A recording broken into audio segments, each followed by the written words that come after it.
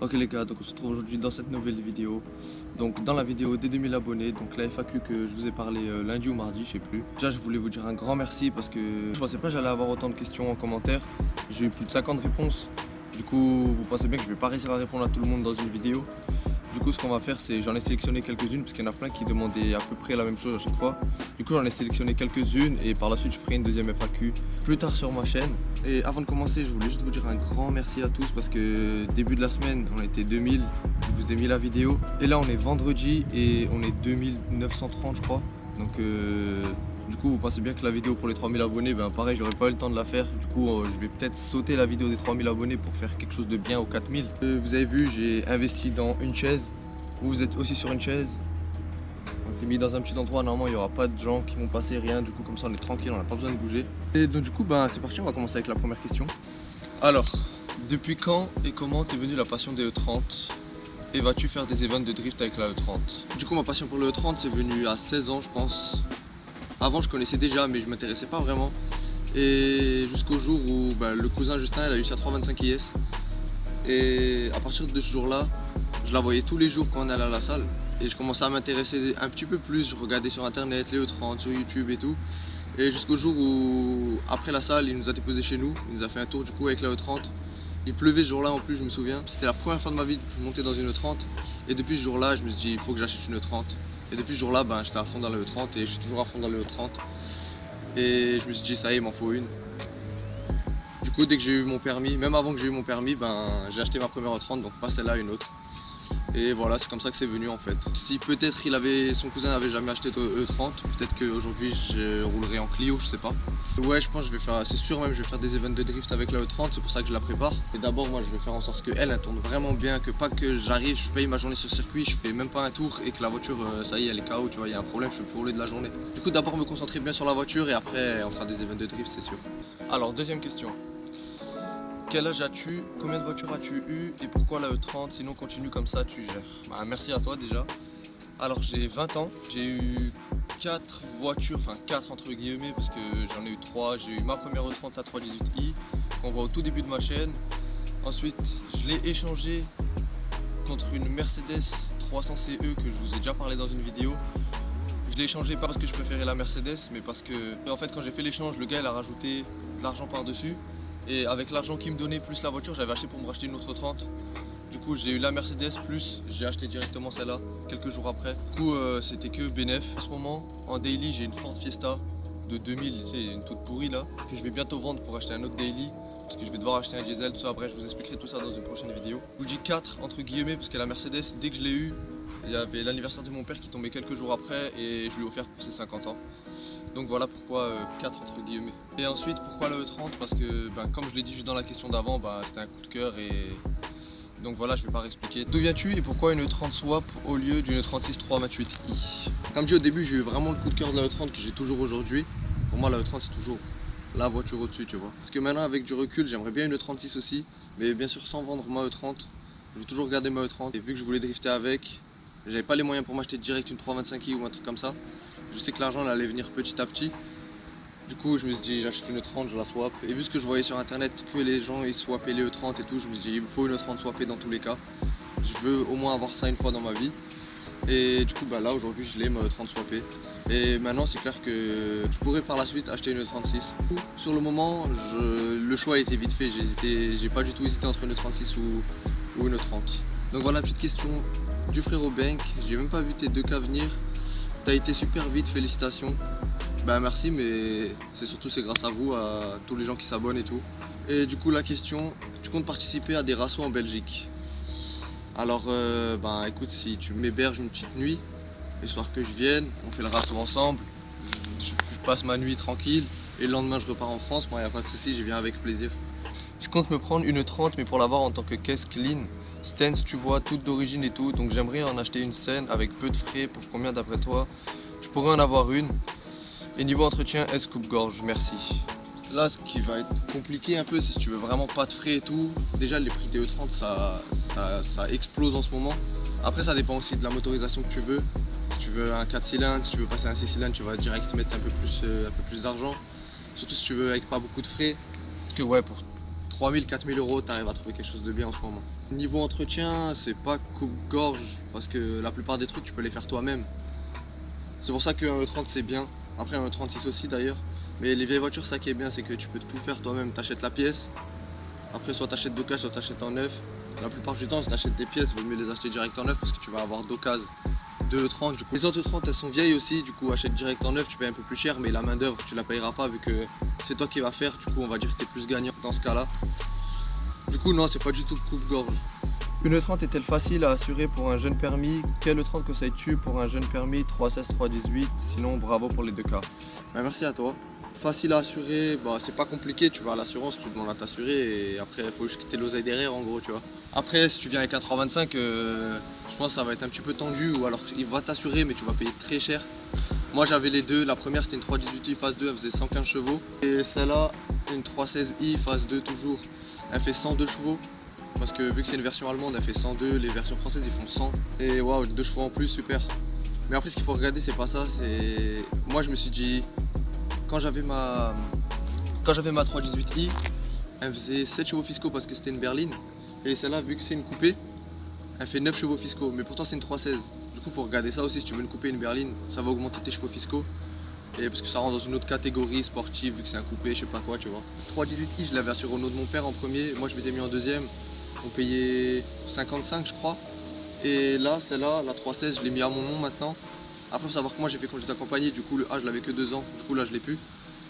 Et je paye 55 par mois à mon nom. Et voilà, c'est rien de fou. Après, si tu prends une 316 phase 1, tu auras 90 chevaux, tu vas payer forcément moins cher. Si tu prends en berline, ça sera encore moins de chevaux fiscaux. Prendre 316 ou 318. Moi j'avais 318 pour commencer et je m'amusais bien avec la voiture. J'ai bien me faire la main vu que c'était une propulsion. Du coup 316, 318, peu importe, les deux c'est bien. Salut frérot, déjà bravo à toi pour tes 2000 abonnés. Continue comme ça, tu nous régales. Merci à toi frérot. Mes questions sont: les futures vidéos de drift seront en street ou sur circuit, même si les sorties circuit sont plus difficiles au niveau financier et déplacement? J'ai pas l'argent pour aller sur circuit, pour me déplacer, je sais pas encore comment je vais faire, j'ai pas de plateau, j'ai rien pour l'instant. Du coup, ben, ça va être sur street, dans des endroits où il n'y a pas de gens, à des heures où il n'y a pas de gens, il n'y a personne. Il n'y a pas le choix de toute façon. Et je pense que peut-être d'ici l'année prochaine, j'irai sur circuit. Et ta deuxième question, c'était: tu es sur console ou PC? Si tu es sur PC, je te conseille fortement Assetto Corsa pour le drift, c'est un réel plaisir pour Tandem. Alors, malheureusement, je suis sur console pour l'instant. J'avais la Play et la Xbox. J'ai vendu ma Play. Je voulais vendre ma Xbox, mettre un peu de côté, acheter un ordinateur, parce que rien que pour faire les vidéos, il me faut un meilleur ordinateur, parce que là, je passe la moitié de la journée à faire ma vidéo juste parce que l'ordi bug, sinon je l'ai pris en 1 heure ou 2 heures max. Regardez vite fait les volants qu'il y avait sur le bon coin pour voir et tout. Et là j'ai vu le setup que je vous ai montré, que j'ai acheté. D'ailleurs si vous voulez que je vous le présente une fois, je vous le présenterai, même si c'est pas quelque chose de fou. Payez pas cher par rapport à tout l'équipement qu'il y a dessus. Et vu que c'est un qui est sur Xbox et pour PC, du coup on va dire j'ai rien perdu vu que je comptais en acheter un par la suite pour le PC. Du coup voilà, je suis sur console malheureusement. Mais par la suite je vais passer sur PC, du coup le jour où je suis sur PC, je vous le dirai et tous jouer ensemble sur Assetto. Du coup voilà. Pourquoi une 30, pas une 36? Tu vas faire une vidéo avec Salim. Super tes vidéos. Merci. Je te dis depuis le début de la vidéo, le 30 c'est un coup de cœur. Et comme dit, maintenant que voilà, j'ai eu ma E30, elle est swappée, tout ça, je commence à m'intéresser un peu plus au E36. Et pourquoi pas un jour avoir une E36? Salim il habite pas à côté de chez moi et moi j'habite pas à côté de chez lui. Mais si un jour on a l'occasion de se croiser sur circuit ou même qu'on décide de faire une vidéo ensemble, ça peut se faire en vidéo avec moi, il n'y a pas de souci, j'en fais une direct avec lui. Ces vidéos j'adore, je regarde tout le temps. Du coup il n'y a aucun souci avec ça. Bravo pour tes 2 cas, merci. Penses-tu faire des rencontres abonnés possédant des E30 aussi? Quelle modification comptes-tu apporter à ton E30? Tu vas installer un kit M-Tech. Et pourquoi pas un jour faire ça, c'est clair, je le ferai. Après pas forcément avec des gens qui ont que des E30. Si tu as une 36 ou n'importe quoi, il n'y a pas de souci. Si tu fais une rencontre abonnée, peu importe la voiture que tu as, si tu as fait un petit truc dessus et que voilà, c'est ton kiff, tu viens, même si il y a des gens qui veulent que je présente leur E30 ou leur voiture dans mes vidéos, il n'y a pas de souci, il y a mon mail dans la description. Tu as vu Akram, c'est sa plagiat. Et tu m'envoies un mail, mais si tu veux, on peut présenter. Comme ça, moi, ça me fait une vidéo et toi, tu passes sur la chaîne. Du coup, si ça vous fait kiffer, en plus, moi, si je peux faire passer des abonnés, il n'y a aucun souci, les gars. Pour vraiment répondre à ta question, ouais, un jour, il n'y a pas de souci, on pourra faire ça. En fait, quelquefois, je vais sur des rassos, du coup, si vous voulez, je pourrais vous dire quand je vais sur des rassos, comme ça, vous pouvez venir et déjà là, on se rencontrera là-bas. Quelle modification comptes-tu encore apporter à ton E30? Alors ça, je pense que ma E30, elle sera finie dans longtemps, parce que niveau thune, c'est chaud. Et en fait, je pense que c'est un projet à long terme parce que tous les jours, j'ai réfléchi à des nouveaux trucs et tous les jours, je vois des nouveaux trucs qui me plaisent et je me dis, ah ouais, j'aimerais bien faire ça sur ma E30, faire ci, faire ça. Niveau esthétique, je vais peut-être repasser sur des phares noirs. Ouais, je suis extrêmement chiant, les gars, avec ça. Mais là, j'adore hein, les phares jaunes. Mais avec ce que je veux faire, je pense que ça va faire un petit peu. Moi, je vais me donner votre avis. Je vais vous dire là.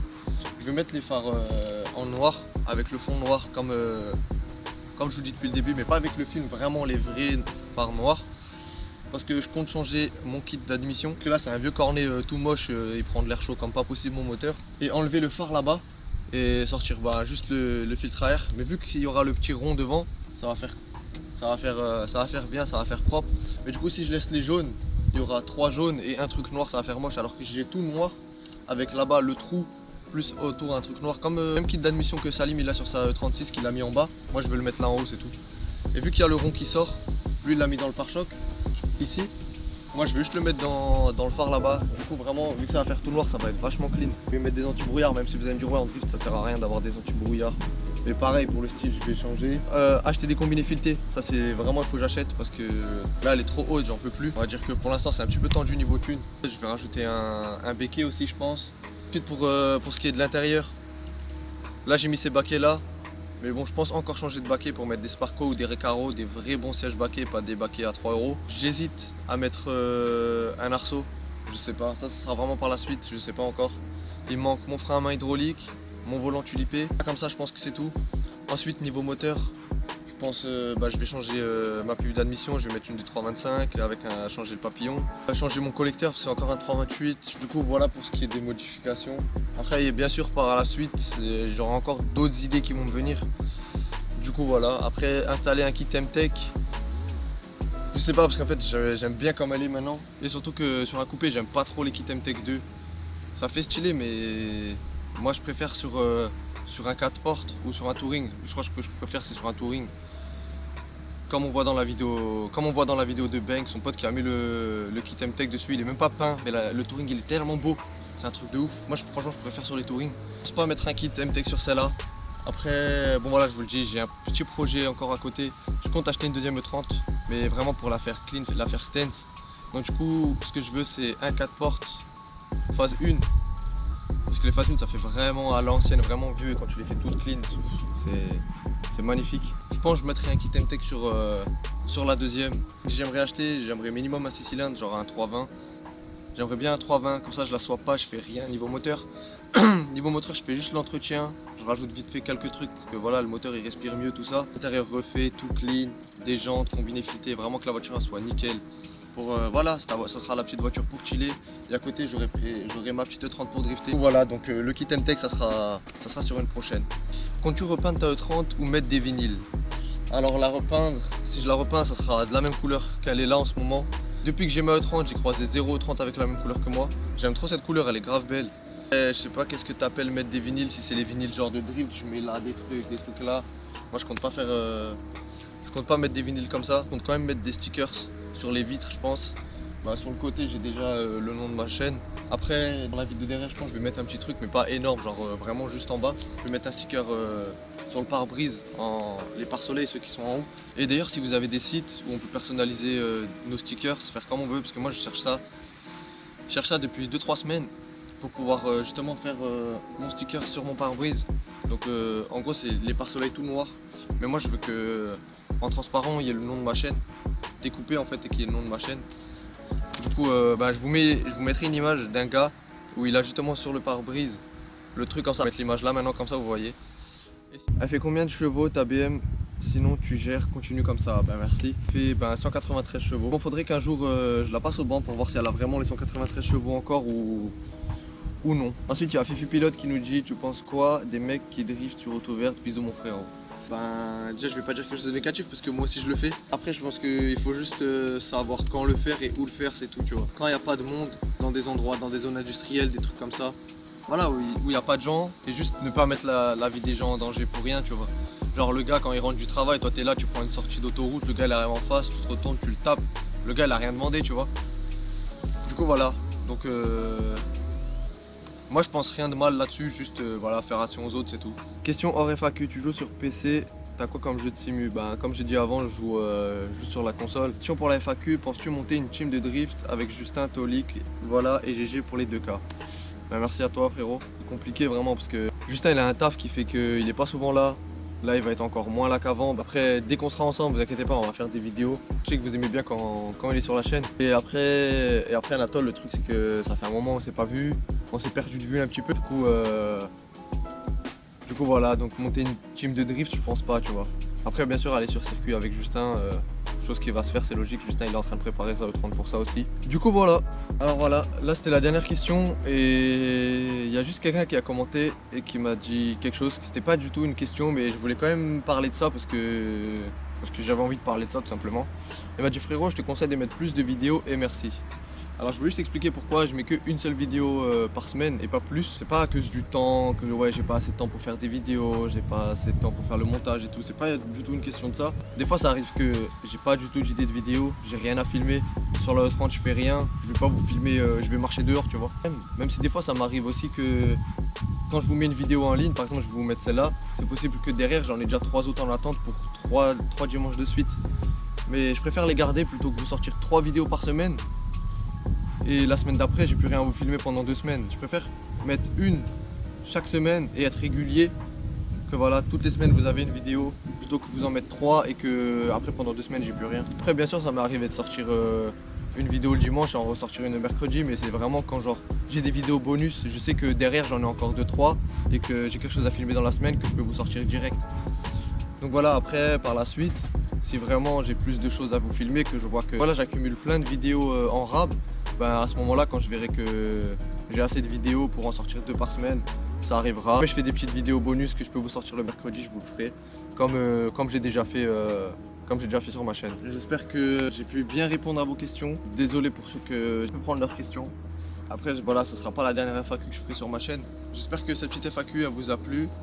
Et du coup, je voulais aussi vous dire que moi là c'est la dernière vidéo que je fais avant 2 semaines parce que je vais partir en vacances. Dès que je reviens, on reprend les vidéos. J'ai passé une petite commande avant-hier pour que quand je reviens, j'ai direct une bonne vidéo à vous faire.